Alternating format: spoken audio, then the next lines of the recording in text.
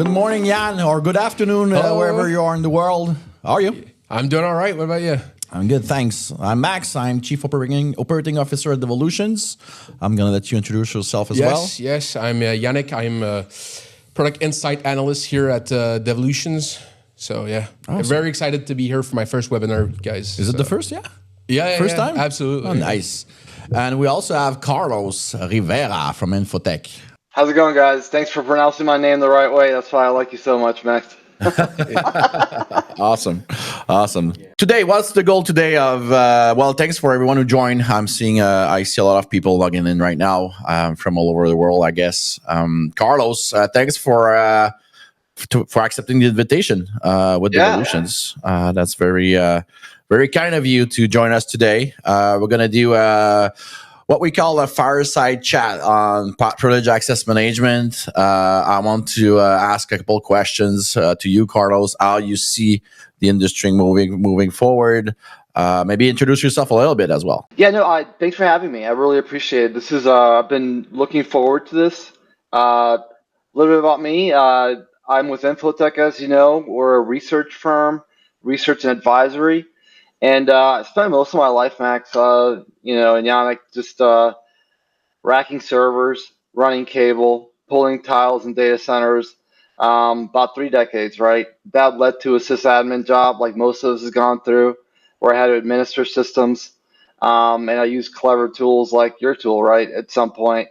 And that led to becoming an enterprise architect, then a business information security officer, and finally a research analyst. So thank goodness I've been blessed with, 3 decades of doing this. I absolutely love it, and I love the opportunity to be with you today. Thank you. I'm from Las Vegas, Nevada, so I'm from the West Coast. Okay. A lot of people from California will tell me you're not really West Coast, but Pacific time zone, so pretty close. We're just, if people don't know, we're located just a bit outside of Montreal in Quebec, Canada. And right now, you guys, Infotech, you guys have an event in Montreal going right now. We have people there from the team. Maurice, our VP of Products, is there. It started yesterday, I believe. Yep. Today is Tuesday, 25th. Is that it? November 25th? Yeah, 26th. 26th. So yeah, the team is in Montreal at the Infotech event, Carlos, and we heard a lot of good words about 800 attendees, and we heard that there's a lot of appetite for PAM at your specific conference, and people are very aware of. We need a PAM tool, but what is it actually that we need? And I think today the goal would be to actually give a rundown of what are the biggest trends in the industry and what our people should look for in a PAM solution, right? Yeah, absolutely. Yeah. Hey, I was just going to say, Max, at least they have appetite for PAM and not spam. So I think we're on the right track. That's not the same, exactly. Yeah, they do. That joke. They do, yeah.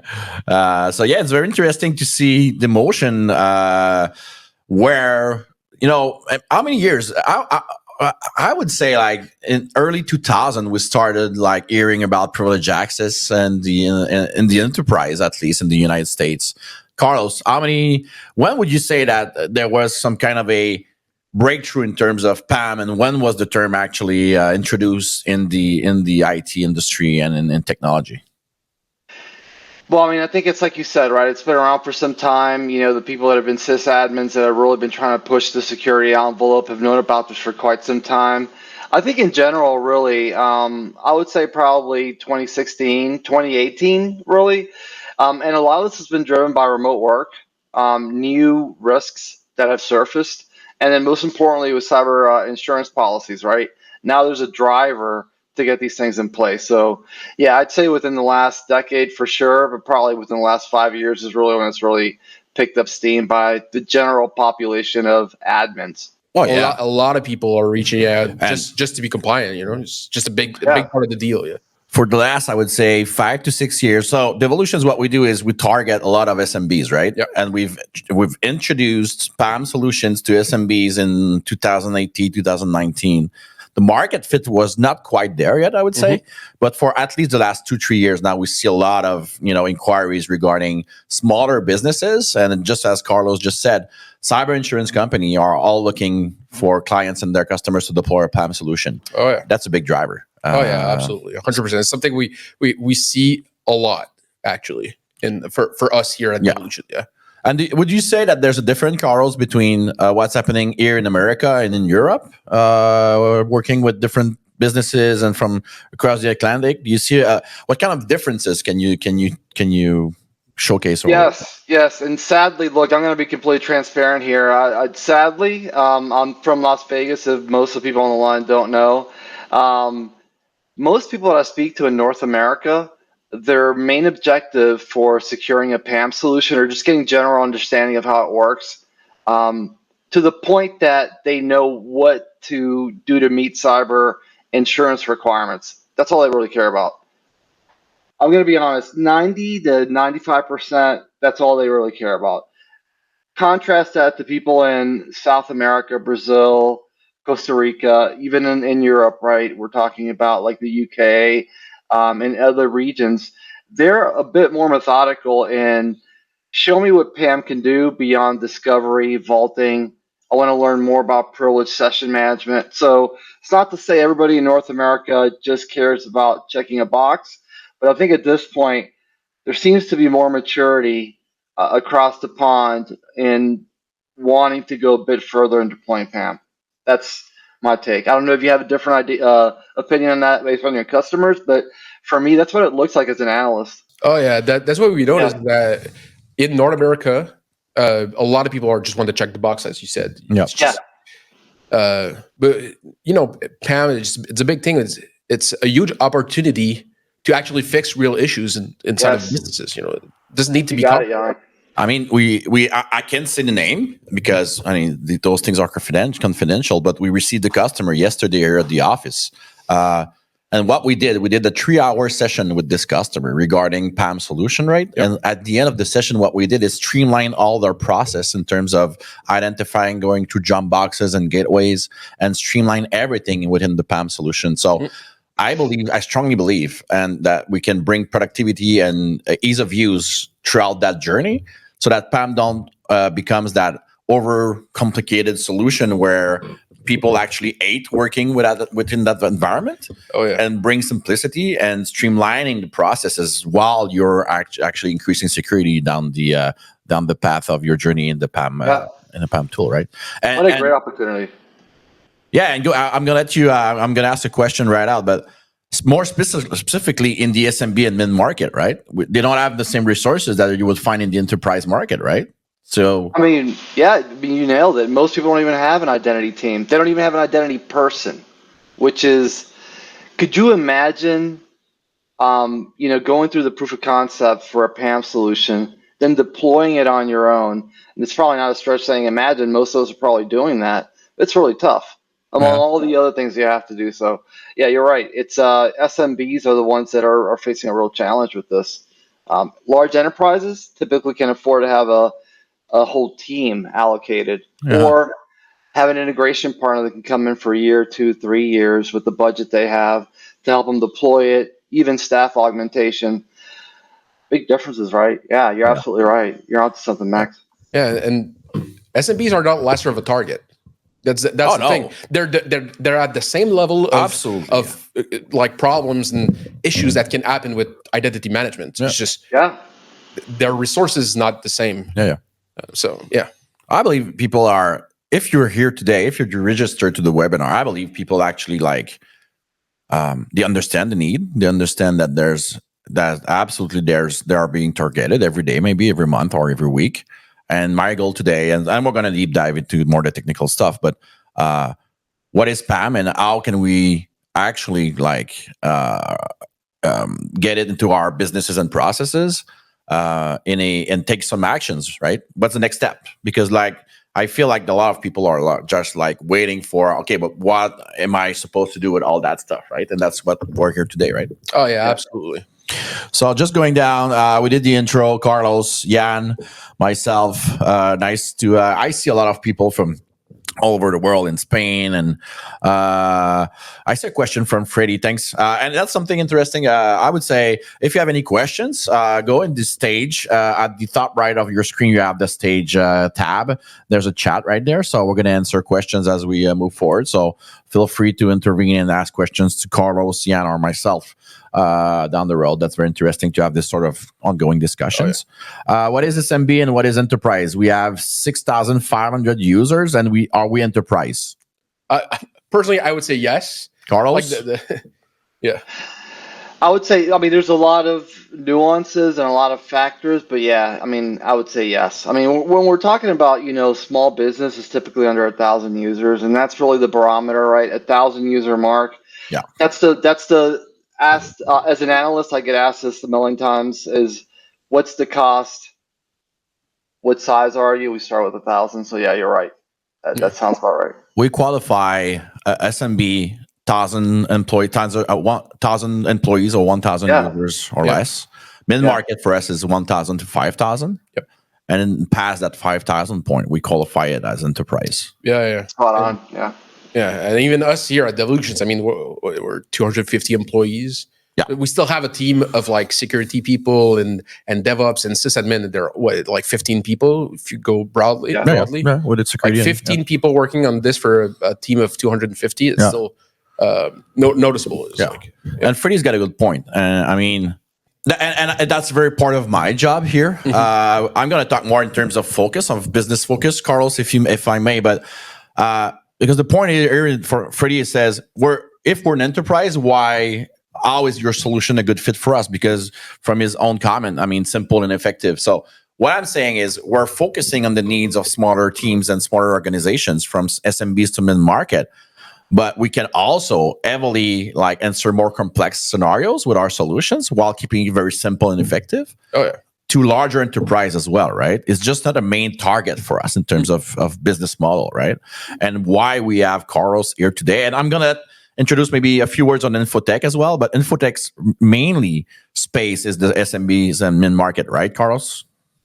Yeah, we have large customers, but yeah, I think our sweet spot is really medium to small, and and that's because Max and Yannick, is we have a lot of what they call here SLED, state, local, and education. So there's a lot of municipalities that feed up to a larger kind of state governed hierarchy. So we got lots of those. So yeah.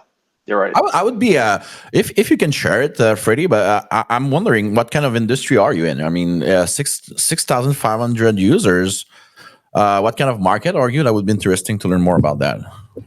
All right. So, I mean, first things first. I just maybe if we can share the first slide here. Very simple. But what is PAM? You see right here on the slides, and Freddie just answered healthcare. Yeah. Very big market for us, healthcare. And Carlos, while we're here, healthcare. I don't know, Freddie, where you're from, but I mean, that's a huge segment or a huge industry for PAM, right? Do you see the same kind of motion at Infotech in terms of healthcare? You talked about government, public affairs, but what about the healthcare sector as well? Listen, man, this is a no-brainer, right? When it comes to identity, beyond PAM, right? The two most complex industries, I've been doing this a long time, it's going to be healthcare and it's going to be education. It's just going to be because of all the different types of role, just-in-time role changes, life cycle management. So, yeah, I mean, it's you're right. I agree with you. I mean, when it comes to healthcare, really tricky. And this is that's the nuance we were talking about, right? That's almost always going to classify as an enterprise for a identity security product because of the complexities and the licensing model that you're likely going to need. I'm just speaking from experience of what you typically need in this industry. I don't know. What do you think? Have you seen the same thing? 100%. I mean, healthcare is highly complicated, education as well, and there are prime targets. Like if you want to hit like a government or whatever, hitting healthcare, that's going to cause a lot of damage. Yeah. So it's definitely important And for them to secure this. Yeah, I will also add that these sectors or these industries are also highly like a lot of legislations, a lot of certifications, Yes. a lot of we talked Yes. about cyber insurance companies, but these guys work in an environment where there are a lot of standards that you need to apply Oh yeah. within your operations. So that's why PAM may come more naturally to those sectors, right? yeah, Yeah, absolutely. and here you nailed it, right? If you're federal or if you're local, you might have to adhere to NIST 800, 171, or 53. So there's a lot of different requirements that you're going to have to be locked into. Uh, yeah, I think we're onto something here with healthcare, and I get lots and lots of questions about that. Absolutely need a specialized PAM tool, and I think we're going to dive into that, right? Which is really interesting for all of us is what is privilege access, right? Yeah. Because privilege access could mean something to you in a system, but it can mean something totally different in another system, right? So how do you do that translation to where you have a centralized PAM system that understands what privilege access is? And you nailed it here, right? Yeah, absolutely. And I'm going to switch back. I'm going to go to the second slide here, but there's a difference between identities and PAM, right? And Yeah. that's a very tricky part. And I mean, when we do discovery calls and demos and proof of concepts, one of the first questions that we need to address with our customers is how do we split that difference, and why or why not is PAM a good tool for your needs if you're looking for an IAM solution or a PAM solution, right? Oh yeah, absolutely. And when you're looking at IAMs, it's really like managing all of the identities and just figuring out who can connect to what and everything. But PAM is highly specialized in that context where we're not looking to secure all of the credentials or put barriers in all of the credentials and all of the methods that people are using to connect. PAM is really about high privileges and securing those because they're the prime targets for attacks technically. I'm just going to chime in. I'm just going to give you like the analyst technical thought model view. Thought model is what we use in our blueprints. Blueprints are research pieces that Infotech authors. When you think about IAM and you think about PAM, just imagine, if you will, at the very top tier, if you're looking at four pillars and you're thinking of the roof, IAM would be the roof holding the four pillars under it. One of the pillars would be access management. That's identity federation, single sign-on, authentication, authorization. The other pillar next to it, underneath the roof of IAM, would be IGA, identity governance and administration, right? Identity lifecycle management, access certifications, password syncs. Then to the right of that is PAM, right? The third pillar underneath IAM, right? Privilege access, like you mentioned, very specific to identifying, discovering, inventorying, and then providing something that we'll talk about soon, just-in-time access, right? Kill those privileges, those entitlements until they're needed. Why do you need to have them active? For an attacker to take it, right? And then the last pillar is CAM, right? Cloud entitlement. So if you think about that kind of high level view, the roof IAM and the four pillars under it, that's really the structure that we've typically used to describe all of these. And PAM is an essential pillar. Without it, it all falls down. Seems like very, I would say, straight to the point, right? It looks easy when you see it as the four pillar in the roof. You say, yeah, it makes total sense. But once you start digging down into the customer's environments, it's overly complicated to just kind of get a good overview of what's doing what and what should do what, right?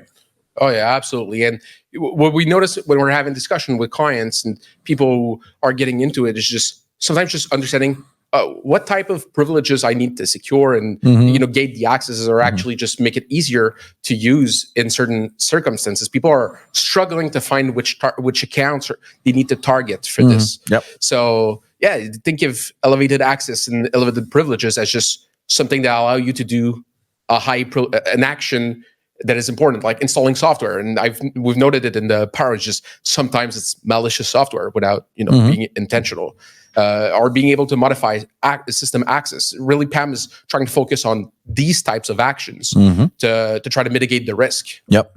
And one of the things that Carlos said is very good is just you don't need accesses all the time.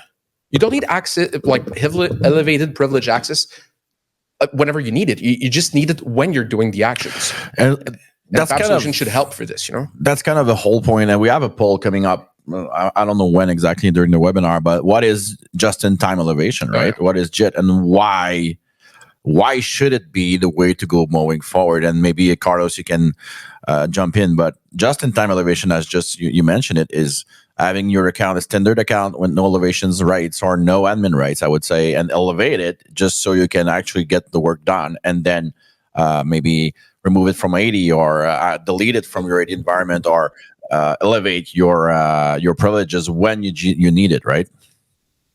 Yeah, don't know if most of you are familiar with a gentleman called Ian Glazier, but he's one of the people that founded the ID Pro Foundation. They do certifications for identity security. I'd recommend looking into it. At any rate, he proposed something that was least privilege versus zero standing privilege. And we'll talk about that in just a moment. But I think the key here is, when he published that, and if you look it up, you probably find it, Ian Glazier, zero standing privileges, but you'll see that there's a really clever combination of graphs. One is what it looks like. I'm a domain admin. I need my access 3 times out of the month to really do things. But during that whole month, I have those entitlements granted to me. I'm part of that group. I'm audited, but I have the capability to do what I need to do within that month. Just in time, as opposed to that, is, look, why should I keep those entitlements assigned to Carlos or any other admin? Why don't I just grant it when needed, right? And that's the just-in-time elevation. Look, there's a ticket for me to do work. There should be a ticket correlated to the work I'm doing. That gives me the privilege to go in, do what I need to do. I log out. If it's a account with password use, that password can be rotated automatically. I never know the password. Automatically, the session gets built through the gateway, and the attack surface is almost completely removed. I don't know the password, the attacker can't gain the password, and the access is provided just in time. After that, no access remains. That's the ideal model, right? Mm-hmm. No ability for the attacker to do account takeover. Oh yeah, absolutely. And people think that when we're talking about just-in-time elevation and like not being able to see the password or not viewing the password, it's going to be a constraint to them. Mm-hmm. It's going to actually make them less productive. Mm-hmm. But actually, if the PAM solution is built right and used properly, it's seamless. That's actually quite the opposite. Yep. Just, you don't want to know what the password is. Yep. Like when you're thinking about it, you want you need the password because you need to connect the stuff. Mm-hmm. But you don't want to know, because you knowing or it being available is just a liability, a security problem, technically. Yep. So yeah, PAM solutions should be able to help in that sense, And quite frankly, it does when it's done correctly. We just mentioned it earlier during the webinar. I mean, when you start looking, the big, I would say the big challenge is adopting those kind of solutions and just changing the way you've been working for the past 10, 15, 20 years, right? Yeah. I mean, Carlos, when you used to work, I would say hands-on in previous careers, it's kind of tough just to change the way you've been working with PuTTY for the last 10, 15 years, let's say, or Secure CRT or whatever you're using, right? It's just a matter of accepting the change. But once you do that, and once the tool you're going to be looking for as a PAM provider, make sure that it's easy to use, not just to use in terms of user friendliness, but in terms of, is it bringing more value and than just security? Does it streamline the processes that we have internally, and does it help me become more productive, right, Carlos? 100%. Look, I talk to a lot of our members that will tell me, but look, Carlos, we have some teams that need to have admin all the time. They're the service desk, what have you. That's not a problem, right? Devolutions, any other tool can account for that. And if it can't, then you're probably going to need an exception. If you have a GRC system, if you have a governance and a risk register, you can account for those edge cases. But simply put, you can come up with clever ideas, right? If it's a service desk person that needs to have access every day and they're really working with accounts, troubleshooting tickets, then you can work with session lifetimes, right? You can change some of those parameters. You can lock it down to specific systems. There's a number of things you can do, but what I'm basically saying is that should not be an obstacle for you to deploying PAM. those are edge cases that can be accounted for, and this has been done for quite some time. So yeah, I just urge you, if you're here on this call and you're listening, it's a great time to really do the discovery and vault and move forward with PAM. It's essential. Why would you say? And we have a slide for that. We did a survey here internally, but not internally, but we did our in-house survey with our customers, and it's a bit. I mean, Oh, this is great. why do SMBs delay PAM, and what is the main challenges? I see one of the attendees' biggest challenges, service accounts, of course, automation, but there are a few, I would say, different reasons of why you may want to delay your PAM, let's say, journey or whatever. We have a few here: too pricey, too complex. We mentioned simplicity, but I mean, from your perspective, Carlos, and Jan, I'm going to ask the same question afterwards. Sure. But where should we start? What's the first steps? What are we looking for in terms of PAM adoption? What kind of accounts? What kind of privileges am I looking to build in my PAM solution? Where is the first step? And that's the question I believe everyone is asking, or I would say 90% of the attendees are asking is, okay, it's fair enough. It's very complex. Where do I start? Yeah. I'm sure most people have done this or with other solutions, but I think the first thing to understand is you're going to have to shoot for an 80-20, right? If you're trying to solve for 100% of the use cases right off the bat, you're probably going to fail. So I think what you really should target is 80% success, 20% edge cases year one. And I'm really looking at a 3-year roadmap, right? Over year 2 and year 3, those more difficult outliers, the 20%, you're going to learn more about your solution the first year, how it works in your organization, the different resources, target systems that you have to integrate with. And it should equip you to perhaps bridge the gap from 2 to 3 years to year 2. But that's what I would do. Now, more specifically, what I would do with deploying the tool is, as with anything here, I would do discovery, right? And discovery would be iterative discovery. So you can't do discovery once. I would build a system where, just like a vulnerability scanner, right? I would build a cadence around the discovery, so you spot new systems, and then I would do the vaulting, and then I would pick what privilege session managements I would like to implement. And I would probably pick, if you have Windows, which most people do, I would probably pick RDP and direct access to any of the high risk Windows servers. If you're on-prem, anything with FSMO roles, FSMO, that could damage Active Directory, I would pick those, and then I would have just-in-time privilege session management to those end systems. And then very quickly, the last piece is round 2, that I would probably pick the non-tier 0, critical inline business apps. Then I would pick the other ones to really inventory and onboard those systems to see who needs privilege access there. But I think that's a start.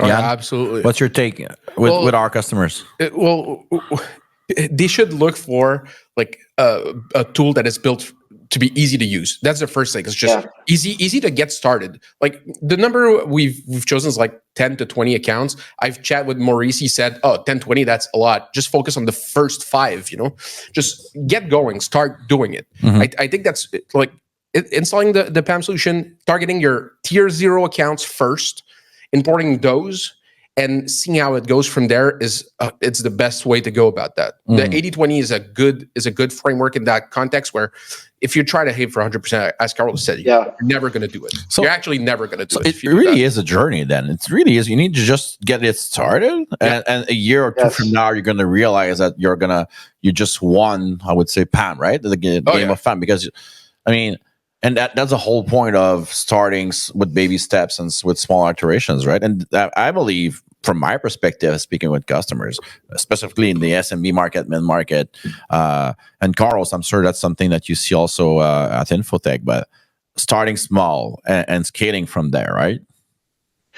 Listen, yes. I mean, I talked to so many customers that are now really getting into identity security, and what I always recommend is pick your pilot groups wisely, and then report on it, right? Report on your success, right? So like you mentioned, Max, I totally agree, right? Pick a target group that you feel you're going to have a good chance of success, report it via your monthly or quarterly dashboards, and then gain momentum, right?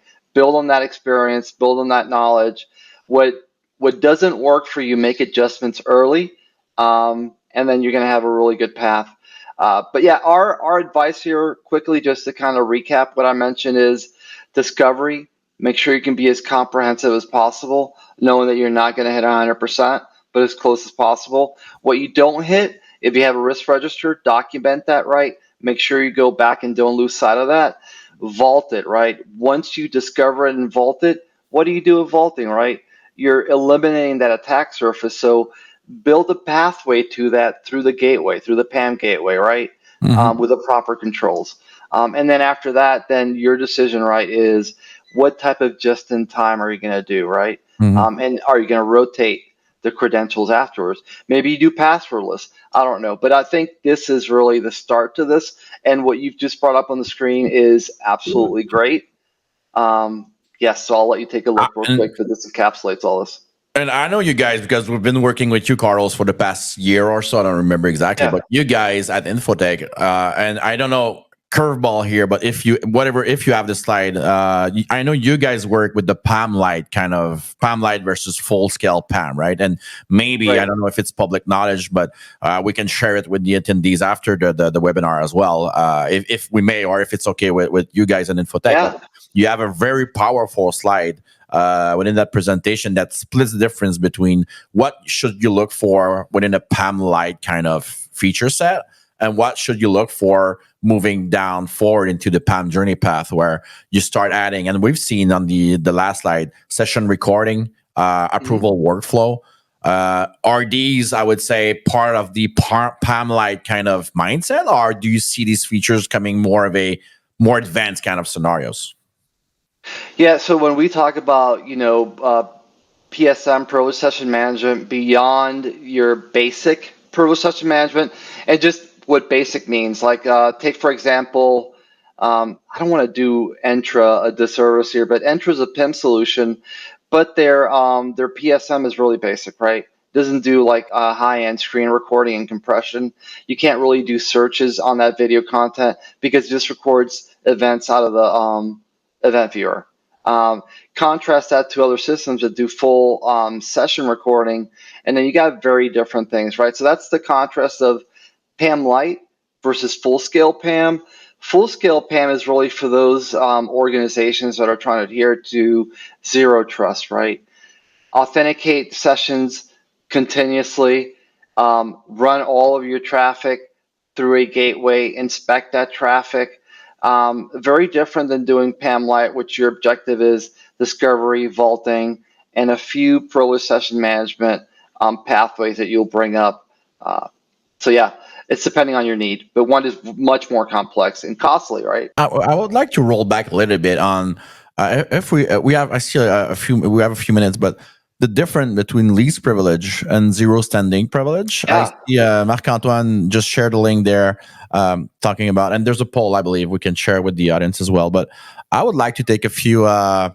Oh, there you go. Absolutely. I don't know if you see the slide or not, or it's going to be shared soon. It's going to be shared. Okay, I see the slide. But while we're getting that set up, can we talk a bit more about least privilege and zero standing privilege, Carlos? And what's the major differences, and why should we look for one or the other?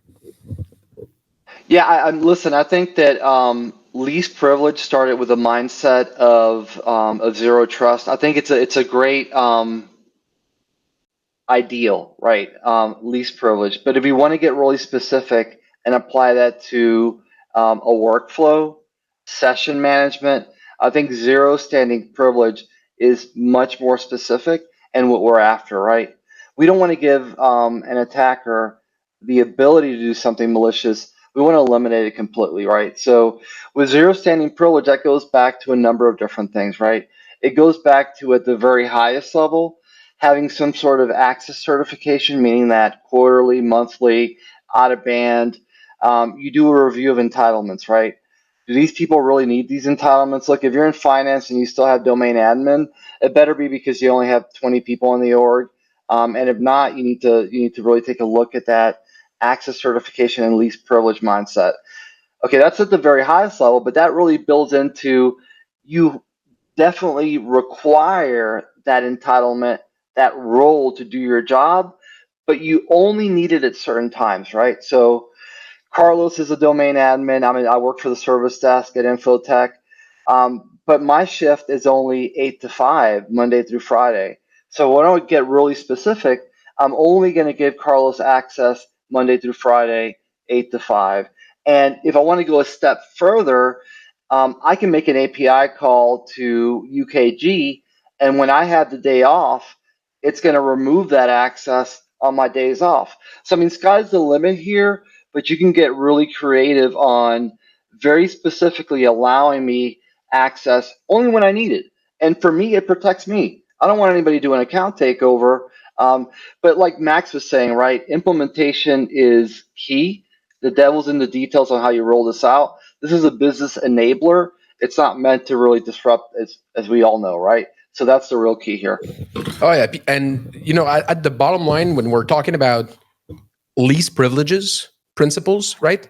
It's still privileges. Yeah. Right? That's the idea. So striving towards the zero standing privileges is just a little bit better. It's just when I don't need those accesses, I shouldn't have them. It's it's just as easy as that. Yeah. And in all fairness, it makes processes easier when you just elevate your privileges when you need it, instead of using that dual account that we used to see a lot. Admin account for when I need to elevate my privileges, and working with my standard no privileges account. And kind of makes it very complex to you. I know we've been working this way for the last 20, 25 years. Exactly. All right.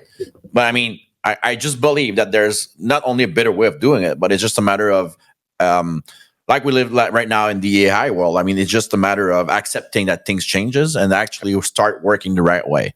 And we see the slide. I mean, this one, Carlos, maybe you can entertain on a little bit on what we're seeing here. Yes. This is a kind of a summary view of what I was talking about, right? If you look at the left-hand side, PAM Lite, these are the most basic, features that as an analyst I'm asked about from our members, and it's really to meet cyber insurance requirements. That's the spirit of PAM Lite. If you're really a practitioner that wants to go, to the very completeness of PAM, adhering to zero trust, inspecting every transaction, and deploying a gateway right before the protect surface, then you're going to have to look at a full stack PAM solution, right? That'll give you PEDM, right? Or endpoint privilege management. This goes by a couple of different acronyms: PEDM, CPEDM, endpoint privilege management. But you really want to eliminate the local admin concerns, right? You don't want to do that binary where you either have somebody as an admin or not, but you want to govern that in a clever way. And there's a number of ways that tools can do this. The other one is session isolation and proxying, right? So you want to limit those credentials from moving from the box to the other box. Again, you want to use a gateway to do all of your session management. And then finally, right, what you see here in phase 4 is you want to have some insight, some dynamic nature to the way that these workflows are in place. And the only way that you can do that is with behavior analytics, right? So now you know that Carlos is part of a role with entitlements. We've talked about me only needing access Monday through Friday at certain times. But let's say I establish a baseline that, look, first thing Carlos does at 8 o'clock is he goes into his emails, he opens Teams, he looks through that 99% of the time. But this one time, Carlos goes straight to this system that he's never accessed before, but happens to have access, and now he's trying to drop a table from this database. We're going to flag that. We're going to stop it. Why? Because it's anomalous. That is really full stack PAM, where you've now entertained all these capabilities to make you more robust. But I'll just stop there. You can probably see the kind of the needs, how they change. The PAM Lite is very specific to check the box. Full stack PAM is really when you want to do these advanced capabilities in the spirit of adhering to zero trust. If you can bring that makes sense. I have a couple of questions here, but I mean, I would be very interested to see live within that chat where are you guys actually? Yeah. Are you in phase 1, 2, 3, or 4? Like just live, if you want to share where you feel like you are, at what stage are you in? From my perspective, and I'm going to let Jan share his insights as well, but just achieving the PAM Lite scenario phase 1 and phase 2 is a very, very good start. And even there, not the complexity, but we feel like here, at least, you already have a very, very robust solution. If you can achieve those 2 phases very well, I mean, you pretty much nailed it. Afterwards, it's kind of, okay, what are we looking for to add to that structure, that foundation? But just achieving that PAM Lite kind of, we call that IT-led here at Devolutions, mainly because we focus heavily on the IT people, IT professionals working within that PAM environment, which might be a bit different than what others are doing in terms of addressing PAM as a security perspective. We see it more as a day-to-day tool that you need to work within. Yep. But and from your perspective, Jan, just the PAM Lite working with those customers, how would you say that the trend, or what would be the current state of our customers? Oh yeah, but I mean, the first thing is that the goal is not to attain, like we said earlier, 100% day one. Mm-hmm. You know, that's just, we're not living in that mindset. It's just start with phase 1 and phase 2, and what we're seeing is that those are already at the beginning highly effective at securing most of the starting, the baseline that you need to be able to build that maturity over time. It's just trying to aim for like the Cadillac at the first time, just the best car or whatever. It's just a little bit too much. What we're saying is that phase 1 and phase 2 are already at the beginning highly effective at stopping some of the attacks. You mentioned that 80-20 kind of of effort, right? And Carlos, I mean, with that angle, with the 80-20 Pareto's law kind of approach, doing that, just the first 2 stages, I mean, you've pretty much did 80% of the needs, or at least you're covering 80% of your needs, right? Yeah, I mean, if you're doing a risk-based assessment and you go after those key pathways and assets in the 80%, that's a lot of coverage. I'm just going to give you something else to think about, right? If I'm a good architect, good engineer, in the sense of comprehensive, not good as in skill set or what have you, but I'm really taking a comprehensive look at what could be, what could impact the business, right? I would probably look at using an identity attack path management tool. There's free ones like Bloodhound, but I think the key is I would think of it from the nature of an attacker and what pathways could be exploited. And most typically, you're going to go, New York to LA, but I think about those weird pathways, right? Then when I think about that, right, again, thinking about the 80-20 rule and applying PAM, I would think of the most typical pathways that could really an attacker would use to gain access. So I would think of, again, if you're on-prem Active Directory, I would secure those servers that have key roles in Active Directory, DNS servers, if you have on-prem, if you have DHCP servers, core infrastructure. So again, I would build that core inventory, not just with sensitive data, but what could be impacted. And I would put a gateway, that 80-20 rule, and you're absolutely right. As an attacker, I'd look at it and I'd go, look, there's no point. There's a PAM gateway in place. Let me see if there's something else, cache credentials somewhere else that I can go ahead and take. But certainly I wouldn't go through that. Not enough time. I'm still working against the clock. So. Oh yeah, and PAM is all about preventing lateral use. Like if you're securing like the biggest factor, the biggest liability, security liability, like we said, like the tier 0's account, like lateral use is much more complicated for attackers to do. Yeah. And as you said, like we're running against time when we're securing our thing, but they also are running against time where they're trying to do attacks and they're trying to reach our infrastructure. So putting a bottleneck in some method there really helps in trying to go and secure all of those accounts and make sure that there's no lateral use of those credentials. It's really where it shines. We're nearing the end of the webinar presentation, but we have a few minutes left. If you have any questions or comments that you want to ask Carlos or Jan or myself, we have a few minutes left. If there are any kind of questions while you're thinking about it, Carlos, any kind of last final thoughts on what we discussed today and moving forward? How do you see PAM evolving? How do you see are different trends within that market evolving for the next few years or so? Man, we're at a really tricky time right now with the advent of I'm going to use it, AI. I hate bringing it up because it's inevitable in almost every conversation, but with agentic AI, for example, right? Mhm. That really changes the paradigm of access, right? So, for instance, Maxionic, if I have an assistant, Carlos assistant, and I tell that assistant to book trips for me, research how I'm going to do my project during the weekend on fixing this woodwork project that I'm doing, it's going to need as much access as me Yep. for a long period of time, doing some stuff that are probably going to require privilege. So non-human identity management and how PAM relates to that, deterministic, right? You know exactly what the outcome will be versus non-deterministic, agentic AI. You're suggesting a probable outcome. How it does it, you don't know. That really changes how PAM will help you. So what I'm saying is these use cases will require a little bit more thought to make PAM effective in your use cases. But yeah, PAM will adapt and it'll also have to support these agentic AI, more advanced use cases for privilege.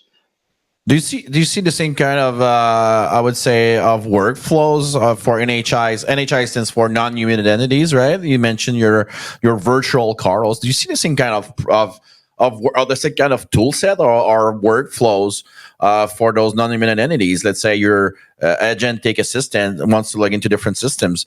Do you see it as a parallel color of systems, or do you see it as integrated as your own human identity system? Listen, I think there's a lot of companies out there that want to sell you a system that's specifically designed for non-human identity detection, anomalous detection of how it's used. Yep. What I'm suggesting is we should probably take this back to the very beginning. And when you're building an agentic agent, you should make the proper use of identity. For example, calling a PAM vault to retrieve Yeah, credentials, exactly. right? Yeah. Some sort of management. So PAM is still going to be needed. This just really highlights proper identity security at the very beginning. And Yeah. yeah, PAM is going to become even more popular now with agentic AI. Yeah, and when we're talking about those identities, they're still identities and accesses. That's right. The same concepts apply for non-human identities as the other ones. It's just That's right. That's pretty much where I am as well. Yeah. We have a question from Sozi. Does Devolutions leverage being able to use APIs or maybe POSH modules? I don't know what POSH is, though. Well, I'm not sure. But for APIs, I mean, our product, we're able to store and then synchronize them with different platforms that use these API keys, things like Kubernetes or stuff like that. If we're talking about rotation of those, not right now, but it's definitely something to take a look at for us. PowerShell. Okay. PowerShell module. Yeah. We do. Yes. So I mean, calling those API keys through either our PowerShell module, because we do have one in Devolutions PowerShell module, or directly through the public API of, for example, Devolution server. That's something that's definitely possible. Now, rotations around those, that's something to take a look at, but at least to gate those accesses through a certain workflow and a method, that's definitely possible with our product. Yeah. And speaking of which, PowerShell, we just Devolutions actually purchased a tool called PowerShell Universal. So we did a M&A with Adam Driscoll. And we can put the link in the chat to PowerShell Universal. And you're going to find this interesting, Carlos. We just announced it a few weeks ago. We bought a company. Well, we bought the tool called PowerShell Universal to integrate those within our stack. It's a very well known solution within the PowerShell community. Mainly because you can reuse your scripts for your agents. Let's say you want to ask your agentic AI to do certain kind of task within your environment. They can call. You mentioned calling the vault, the PAM vault for credentials. Your agent can also call PowerShell Universal to get some tools and scripts on what actually they can do on the remote machine, right? And we can put that link right there. I think Mark did it. Mark shared the blog announcement for it. But yeah, definitely. And for us, I think it's opening like a whole bunch of possibilities for our product to be able to go and use those automatic workflow and make it much easier for our clients to be able to use those keys and use those workflows in their day to day. Yeah. And that may be, Carlos, maybe next webinar, I believe we're going to reinvite you because it's very interesting and we can talk about this for a long time. But regarding PowerShell Universal, that I would be very interested to continue the discussion within that NHI kind of approach with agentic and see how can PAM actually help you also onboard those agents within your environment. That would be very interesting. And I believe that our crowd would be interested too, right? Absolutely. Discovery, onboarding, and then I think a question from Jitzer was a good one, right? And I must confess, Max and Yannick, I don't know, does Devolutions support SCIM API for provisioning, deprovisioning? Because I think that's a way that you could integrate and really do the what they're mentioning, right? Account onboarding, offboarding. Yeah, I see it. Yeah. Well, in our tool, we do have both possibilities where you could do just-in-time elevations for account, which, some people think that it's better to do just-in-time than to do provisioning accounts, right? There's two school of thoughts, but it's also a possibility to just create the accounts on the go. So they just simply don't exist when they're not used. So both those things are possible within our solution. Good. There's something to take a look at for sure. That's pretty much it for today, right? Thanks for joining us, everyone. To you, Carlos, to join in. Jan, thanks for being there. Thanks to all the team. Well, thanks for all the attendees. It's always a blast to connect with you guys. Thanks for sharing. Thanks for joining the discussion. And there's going to be a next time for sure. I don't know exactly when, Carlos, we're going to meet again, but we're going to come up maybe later, I would say early next year, come back with a part 2 of this webinar and continue discussion for sure. I know where you live, Max and Yannick, so no problem. Let's meet you in Vegas next time, not here in Montreal. It's kind of not the greatest time of the year over here. So, Thank you, guys. All right. Take care, everyone. All right. Thanks Thanks, everyone, for joining. Yeah. Thanks, everyone. Yeah.